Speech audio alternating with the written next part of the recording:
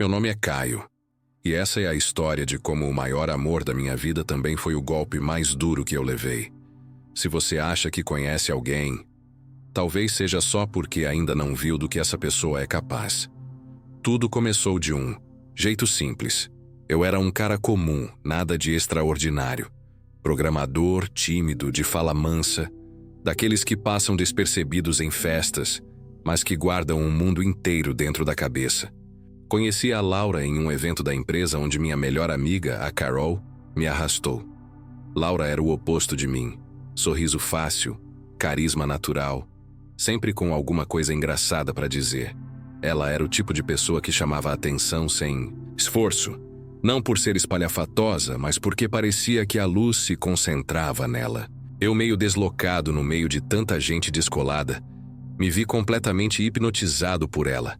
E, por alguma razão que até hoje me escapa, ela também se interessou por mim. Nos primeiros meses, foi mágico. Eu tinha certeza de que tinha encontrado o amor da minha vida. A Laura me fazia rir, me ouvia com uma atenção que eu nunca tinha experimentado, fazia planos, falava em casamento, filhos, viagens. Tudo parecia natural, como se estivéssemos apenas seguindo um caminho que já estava traçado muito antes de nos conhecermos. Casamos em pouco menos de 2 anos. Ela se mudou para o meu apartamento e nossa vida parecia finalmente tomar forma. Eu trabalhava de casa, ela como gerente de marketing de uma startup que estava crescendo muito rápido. A gente tinha uma rotina equilibrada. Eu cuidava das coisas da casa, cozinhava, fazia mercado. Ela era o furacão criativo da relação. Cuidava das finanças, fazia as contas fecharem, me tirava da minha zona de conforto. E por um tempo funcionou. Mas a vida tem seus próprios planos. Pouco depois do nosso 3º aniversário de casamento, começamos a tentar ter filhos. Foi natural, sem pressão. A gente achava que seria simples, afinal éramos jovens, saudáveis, com uma vida razoavelmente tranquila. Mas os meses foram passando, e nada. No início, ríamos. Vai ver, nosso filho só quer vir numa hora. Especial, ela dizia. Depois de 1 ano tentando, decidimos investigar. Exames, consultas, ultrassons, até que veio a bomba. Eu era infértil. O diagnóstico foi direto, técnico. As chances de eu gerar um filho biologicamente eram praticamente nulas. Foi um soco no estômago. Parte de mim entrou em negação. Outra parte simplesmente quebrou por dentro. Laura me abraçou, chorou comigo. Me disse que isso não mudava nada. Que me amava, que poderíamos adotar ou apenas viver a 2. Disse que ser pai é mais do que biologia. É presença, é afeto, é construção. Na hora, aquelas palavras foram o que me manteve de pé. Mas por dentro, eu estava devastado. Comecei a me sentir insuficiente. Um peso. Um homem pela metade. E o pior, incapaz de compartilhar isso com outras pessoas. A vergonha era silenciosa e constante.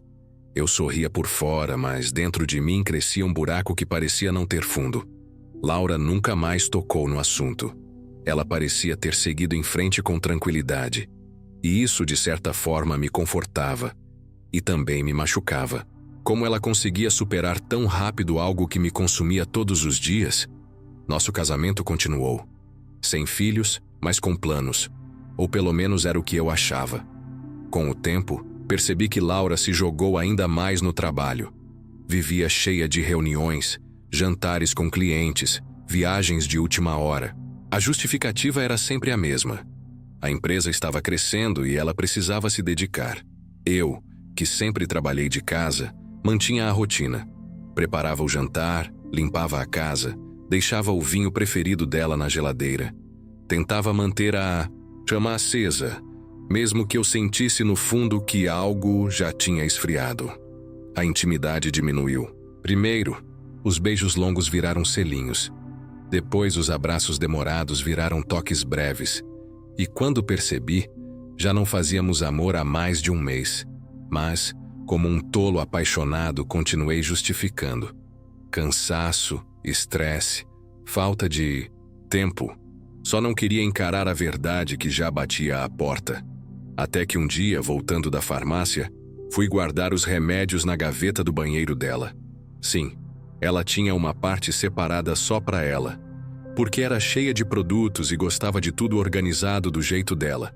Quando abri a gaveta, algo me chamou a atenção.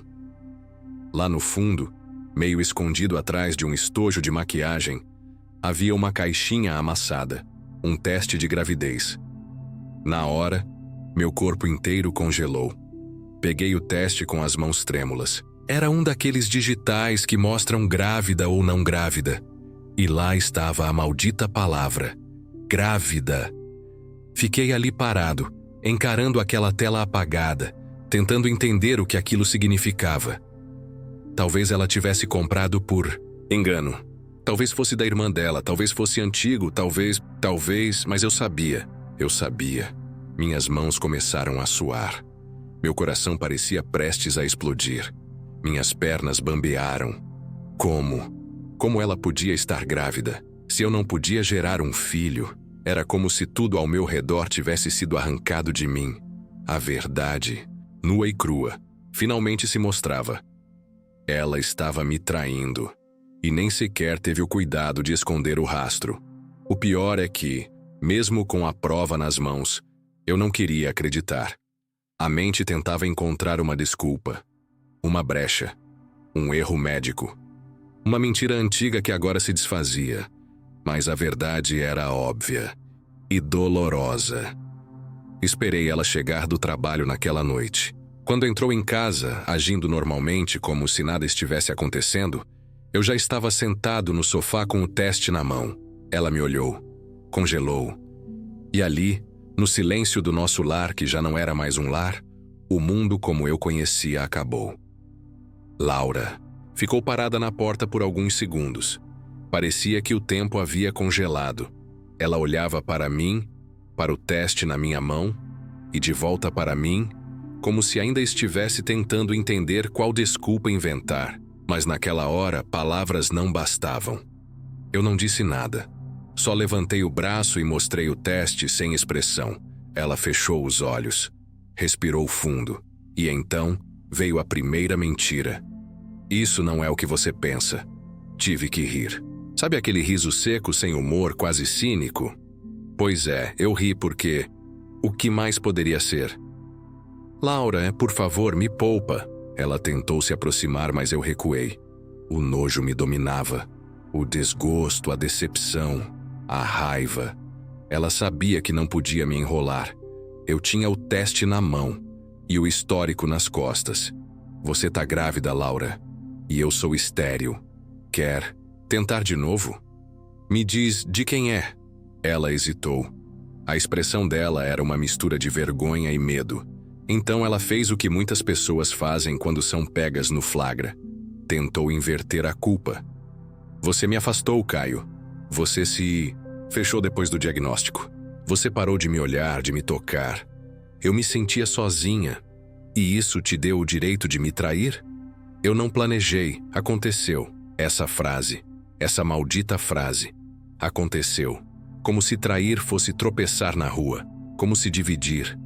A cama com outro homem fosse uma distração. Como se tudo o que construímos, anos de confiança, de lealdade, de planos, pudesse ser simplesmente engolido por um aconteceu. Mas naquele momento, eu não gritei. Não chorei. Não fiz escândalo. Eu apenas desliguei. Uma parte de mim morreu ali. Aquela parte que ainda acreditava nela, que ainda tinha esperanças, que se apegava ao amor como um bote salva-vidas em alto mar. Fui para o quarto e tranquei a porta. Ela ficou batendo, chorando, pedindo para conversar, mas eu não queria mais ouvir. Naquela noite, dormi no chão do meu escritório e, pela primeira vez em muito tempo, dormi profundamente. No dia seguinte, a casa estava silenciosa. Ela tinha saído cedo, deixou um bilhete na mesa dizendo que não queria me pressionar, mas que precisávamos conversar com calma. Eu não respondi. Nem mesmo peguei o celular naquele dia. Em vez disso, fui até o armário, peguei uma mala e comecei a esvaziar minhas emoções em forma de roupas dobradas. Mas eu ainda não estava pronto para ir embora. Algo dentro de mim dizia: você não vai sair como o traído em silêncio. Ela vai entender o que é perder. Comecei a vasculhar mais, não porque duvidasse do que ela fez, eu já sabia, mas porque precisava entender até onde aquilo ia. O que descobri me destruiu e me fortaleceu.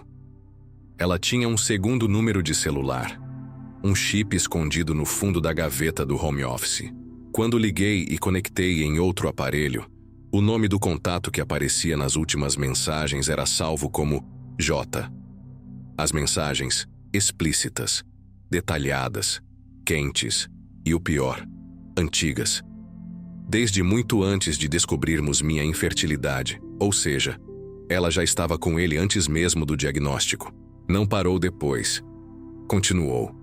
Me olhou nos olhos, me abraçou, me fez acreditar que éramos fortes, que passaríamos por isso. Enquanto isso, ela ria nas mensagens com J, debochando do meu jeito certinho, dizendo que eu, não, sabia fazer uma mulher feliz. A dor foi real, mas junto com ela, veio algo mais forte. Clareza. Ela não era só alguém que errou. Ela era alguém que escolheu me enganar, consciente, deliberadamente. E isso exigia uma resposta. Decidi ficar, não por amor, mas por estratégia. Eu ia jogar o mesmo jogo. Voltei a agir normalmente, frio, mas funcional. Cozinhava, limpava, cumprimentava. Parecia apenas um homem tentando salvar um casamento. Laura, percebendo que eu não explodia, passou a acreditar que talvez tudo pudesse ser resolvido. Ela me propôs terapia de casal. Disse que queria assumir o filho, que sabia que ele não era meu, mas que me queria como pai. Que nossa história era maior do que um erro. Um erro, ela ainda achava que estava no controle. E isso me dava mais forças. Enquanto ela voltava à rotina, eu planejava a minha saída. Comecei a gravar as conversas, fotografar as mensagens, coletar provas. Conversei com um advogado. Organizei os extratos bancários. Abri uma conta separada. Aluguei um apartamento em outra cidade, no nome de um amigo de confiança. E aí, veio o que selou tudo.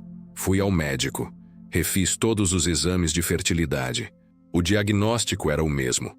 0 chance de gerar filhos naturalmente, ou seja, o filho era mesmo de outro. E agora, com tudo que eu tinha, ninguém poderia contestar. Na semana seguinte, marquei um jantar com os pais dela.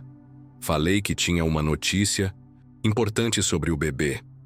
Eles ficaram animados, claro. Os dois eram extremamente religiosos, tradicionalistas, conservadores. Sempre me trataram como um filho. Na hora do jantar, contei tudo, com calma, com provas. Mostrei as mensagens, os registros, os exames médicos. Falei da traição, da gravidez, do segundo celular. E pela primeira vez vi o pai dela perder completamente a compostura. A mãe, em choque, só repetia: "Não pode ser, não pode ser." Laura tentou argumentar, dizendo que estávamos resolvendo internamente, mas eu já tinha resolvido. E ela estava sozinha. Fui embora naquela noite. Dormi no novo apartamento. No dia seguinte, bloqueei tudo: redes sociais, celular, e-mail. Passei o número do meu advogado para qualquer questão legal. Laura tentou me procurar durante semanas.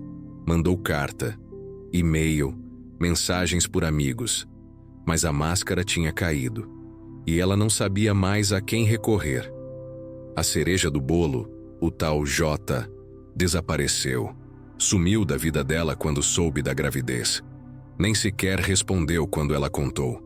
E agora, sozinha, sem mim, sem ele, sem apoio dos pais, ela finalmente encarava o peso das próprias escolhas. Mas a minha história ainda não tinha terminado. Eu achava que o pior momento da minha vida tinha sido o dia em que vi o teste de gravidez. Mas me enganei. O verdadeiro ponto de ruptura não foi aquele. Foi o dia em que eu deixei de amar a Laura. Porque, apesar da traição, da gravidez e das mentiras, Parte de mim ainda a amava, ou pelo menos amava a ideia que eu fazia dela, a mulher doce, forte e companheira, que dizia que estaríamos juntos até o fim. Aquela Laura nunca existiu. E aceitar isso foi o verdadeiro luto. Mas luto também é libertação. Depois que bloqueei todos os acessos e entreguei a ela o contato do meu advogado, eu zerei minha vida com ela. Não era mais sobre vingança. Era sobre paz. E essa paz, pela primeira vez em muito tempo, começou a aparecer nas coisas mais simples. No silêncio da manhã com o meu café quente. Na música instrumental que tocava enquanto eu codava sem interrupções. Na ausência do peso que antes vivia nos meus ombros, mesmo quando eu não percebia. Sim, a dor ainda vinha em ondas. Às vezes, do nada, eu lembrava de uma viagem, de um presente, de uma frase antiga e sentia uma pontada no peito. Mas diferente, de antes, agora eu deixava essa dor passar. Não lutava contra ela, apenas deixava ir e com o tempo ela foi indo. Comecei terapia. Não porque estava à beira de um colapso, mas porque sabia que precisava entender as feridas que me fizeram ignorar tantos sinais. Porque sim, ela me traiu. Mas eu também permiti que isso crescesse no escuro. E eu não queria mais viver no escuro. Meu terapeuta, um senhor calmo de fala mansa, me disse uma frase que nunca esqueci. Você construiu uma casa emocional sem janelas. E quando o incêndio começou, não tinha para onde fugir. Foi isso mesmo. Eu havia me trancado dentro da ideia de um casamento perfeito. Quando a realidade bateu, eu não estava preparado. Mas agora, tijolo por tijolo, eu reconstruía essa casa. Com janelas, com portas abertas, com espaço para a luz entrar. Enquanto eu seguia minha vida discretamente, Laura enfrentava a queda livre. Meus amigos em comum, que ainda tinham contato com ela, me contaram que o Jota desapareceu completamente. Não respondia mensagens, bloqueou o número dela e até saiu do país para um intercâmbio de trabalho. Ela ficou completamente só. Os pais cortaram relações. Descobri por terceiros que a mãe dela a expulsou de casa, depois de saber que ela abortou a criança. Sim, ela havia decidido interromper a gestação. E mesmo que fosse algo entre ela e o próprio corpo, naquele contexto, eu não consegui sentir pena. Porque ela escolheu tudo. Trair, mentir, esconder e depois lidar com as consequências da forma mais extrema possível. Foi o fim da linha. Para ela. E para o que sobrou do nome dela. O pai dela, que sempre me tratou com certo distanciamento, me ligou. Pediu desculpas. Disse que entendia se eu nunca mais quisesse ouvir o nome da filha dele, que eu era o filho que ele gostaria de ter tido, que estava envergonhado, e eu apenas agradeci, sem mágoa, sem alívio, só vazio. Aquela parte da minha história estava morta, e eu não pretendia visitá-la de novo. Com o tempo, comecei a me abrir para o novo. Não estou falando de amor ainda. Isso viria depois. Mas comecei a me permitir viver. Voltei a fazer trilhas. Algo que eu sempre amei, mas havia parado. Comprei um caderno de desenho e comecei a pintar paisagens. Nada incrível, mas me dava paz. Redescobri hobbies esquecidos. Xadrez, fotografia, culinária. Redescobri a mim mesmo. Voltei a ver amigos que eu havia deixado de lado durante o casamento. Saí com eles, bebi vinho, jogamos conversa fora. E em uma dessas noites, reencontrei Helena, uma amiga da época da faculdade que sempre teve uma ligação especial comigo. Helena era diferente de Laura em tudo. Tranquila, profunda, sem filtros. Ela falava o que sentia, sem medo de parecer vulnerável. Era mãe solo de uma menina de 5 anos, fruto de um relacionamento antigo. Quando contei a ela o que tinha acontecido comigo, ela apenas segurou minha mão e disse: "Você não merece carregar a culpa dos erros dela." Aquela frase me desmontou por dentro. Não que eu me sentisse culpado pela traição, mas parte de mim ainda se questionava. Será que eu fui pouco? Será que meu jeito calmo e reservado fez com que ela se entediasse? Será que minha dor virou uma barreira? Mas a verdade é simples. Quem ama, cuida. Quem ama, comunica. Quem ama, não trai. Ponto. Helena foi, aos poucos, abrindo um novo espaço no meu coração. Não como substituta, mas como alguém que me fazia ver a vida com mais leveza. Saímos algumas vezes. Nada oficial. Nada forçado. Só duas pessoas tentando encontrar sentido em meio às ruínas. E nesse processo, uma certeza se formava. Eu estava me tornando um homem melhor, mais consciente, mais sensível, mais firme. E com isso veio a melhor parte. Eu finalmente me perdoei. Sim, me perdoei por não ter visto antes, por ter confiado demais, por ter ignorado sinais, por ter me apagado para manter um casamento falido. Mas, acima de tudo, me perdoei por ter me esquecido. Agora eu lembrava quem era. Caio, homem simples, observador, leal, o cara que faz café enquanto ouve lo-fi, que chora com documentários, que escreve poemas nos cantos das agendas, que, acima de tudo, merece ser amado por inteiro. 1 ano se passou desde o dia em que encontrei aquele teste de gravidez no fundo da gaveta. 1 ano. Se você tivesse me dito, naquela época, que hoje eu estaria em paz, com a cabeça erguida e o coração tranquilo, eu teria rido. Teria dito que não era possível se reerguer depois de uma traição tão profunda. Mas é. Porque quando a gente se permite reconstruir, a vida mostra caminhos que antes estavam invisíveis. Hoje, minha rotina é completamente diferente. Acordo cedo mesmo sem despertador. Faço café com calma, escuto música, leio um pouco antes de abrir o notebook. Trabalho com prazer. Me dou pausas. Me exercito. Tenho orgulho da minha casa, mesmo que simples, porque agora tudo aqui tem meu toque. Não há mais sombras. Não há mais mentiras. Só o que é real. E nessa nova fase, algumas coisas floresceram. Como a relação com meus pais, por exemplo. Eles sempre foram amorosos, mas durante o casamento eu me distanciei, focado em agradar alguém que, no fim, nunca me enxergou de verdade. Hoje, almoço com eles aos domingos. Conversamos como velhos amigos. Minha mãe voltou a rir das minhas piadas ruins. Meu pai me abraça mais forte e meus amigos, meus amigos. Lembro de uma frase do João, meu parceiro de infância, que me disse num churrasco: "Mano, pela primeira vez em anos, você tá leve. Tipo, leve mesmo, a gente sente." Isso me fez sorrir, porque sim, eu estava leve. Pela primeira vez, em muito tempo, eu não carregava mais ninguém além de mim. E então veio ela, Helena.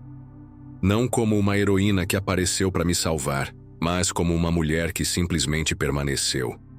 Ela nunca forçou nada, nunca me pressionou, só esteve ali, presente, paciente. E foi nesse espaço de calma que algo nasceu. Começamos a nos ver com mais frequência. Caminhadas, jantares simples, noites ouvindo músicas antigas. A filha dela, Malu, virou minha parceira de desenhos. Ela adorava que eu a ajudava a colorir fora das linhas. Dizia que pintar certinho era chato. E eu entendia o recado. Helena me via, me escutava, me provocava sem ser cruel, me desafiava sem me diminuir. Ela sabia da minha história inteira e nunca tentou apagar o que Laura representou. Ao contrário, ela sempre dizia: "A gente é feito do que sobreviveu, e você sobreviveu com dignidade." Isso me fazia querer ser melhor, por mim, por ela, pela Malu, mas acima de tudo, por Caio. Um dia, sentados na varanda da casa dela, vendo o céu mudar de cor, ela perguntou: "Você acha que um amor pode começar depois que tudo desaba?" Fiquei em silêncio por um instante. Olhei para as nuvens e respondi: "O único amor que vale é aquele que começa quando a gente já aprendeu a não depender dele para respirar." Ela sorriu, me abraçou e naquele gesto simples, entendi que a resposta era sim. Sim, é possível amar de novo, mas não como antes. Não aquele amor cego que ignora sinais. Não o amor que silencia você em nome da paz. Não o amor que exige máscaras. Falo de um amor calmo, que respeita o tempo, os limites, a história. Um amor com janelas abertas. O divórcio com Laura foi encerrado oficialmente em abril. Sem surpresas, ela não tentou mais contato direto. Ao menos não comigo. Soube por conhecidos que ela havia mudado de cidade, largado o emprego e, segundo boatos, estava tentando recomeçar. Desejo que ela encontre paz. De verdade. Mas isso não muda o que ela fez. O que perdemos. O que tivemos que reconstruir. Perdão não é reconciliação. É libertação. E eu já estava livre. No trabalho, conquistei minha primeira promoção como coordenador de equipe. Foi uma vitória pequena no papel, mas enorme para mim. Porque era a primeira vez em muito tempo que eu comemorava algo meu, sem dividir com ninguém que não estivesse presente de verdade. Eu estava orgulhoso de mim, pela primeira vez, sem medo de parecer arrogante ou carente. Orgulho puro, limpo, justo. Foi em agosto, em uma manhã fria e ensolarada, que Helena me chamou para caminhar até o lago do parque. Era nosso lugar. Um cantinho calmo, com cheiro de terra molhada e risadas de crianças ao fundo. Sentamos num banco de madeira. Ela segurou minha mão e, com os olhos cheios d'água, disse: "Eu sei que a gente nunca conversou sobre futuro, mas eu me vejo do seu lado, com calma, sem pressa, mas com vontade." Eu respirei fundo, olhei para ela com ternura e respondi: "Eu também. Pela primeira vez, eu quero ficar. Não por medo de estar só, mas porque estar contigo me lembra quem eu sou de verdade." Ela sorriu, e naquele momento, sem precisar de aliança, de papel, de cerimônia, eu senti, eu estava pronto. A história de um homem nunca é só feita do que ele vive, mas de como ele escolhe lembrar o que viveu. Quando eu olho para trás agora, não vejo mais a traição como um fim. Vejo como o corte necessário para que eu finalmente sangrasse tudo o que eu carregava em silêncio. Eu precisava daquele choque, porque estava adormecido, anestesiado numa relação que eu chamava de amor, mas que na verdade era rotina com verniz de segurança. Laura foi a faísca que queimou minha ilusão, e eu fui o sobrevivente que decidiu não viver em cinzas. Hoje, cada escolha que faço carrega propósito. Voltar a cozinhar para mim mesmo, desenhar com Malu no chão da sala, passear de mãos dadas com Helena no fim da tarde, escrever cartas que talvez nunca mande, mas que aliviam o peito. Celebrar os pequenos silêncios sem medo de que eles escondam algo. Olhar no espelho e ver um homem inteiro, não perfeito, mas inteiro. E isso vale mais do que qualquer final feliz pronto. Há alguns meses recebi um e-mail. Era da Laura, curto, sem drama, sem pedido de desculpas longo, apenas um obrigada. Ela dizia que, apesar de tudo, o que eu fiz, sair, cortar, se proteger, foi o que a fez finalmente encarar quem ela era. Disse que só depois de perder tudo conseguiu entender a gravidade do que fez e que esperava que eu estivesse feliz.